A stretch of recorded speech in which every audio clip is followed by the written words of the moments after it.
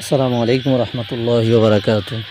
প্রিয় দর্শক, ইরান এবং ইসরায়েল যুদ্ধ যদি আমরা হাদিসের আলোকে বিশ্লেষণ করতে যাই, তাহলে আমরা বলতে পারি যে এই যুদ্ধে সরাসরি কেউ বিজয় অর্জন করবে না, বরং উভয় পক্ষে ক্ষয়ক্ষতি হবে এবং শেষ পর্যায়ে ইসরায়েল চাপে পড়ে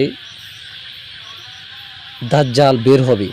আর দাজ্জাল বের হবে ইরানের ইস্পাহান শহর থেকে। তার অনুসারী 70,000 লোক তার সাথে থাকবে।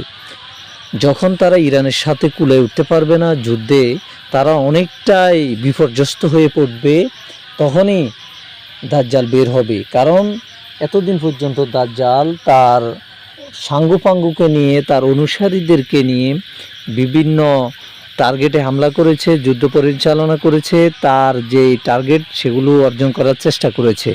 আর যখনই সে তার সাঙ্গুপাঙ্গুকে নিয়ে, চেলাফেলাকে নিয়ে আর তার টার্গেট অর্জন করতে পারবে না, তার কাজ আর হচ্ছে না, তখনই সে বের হবে।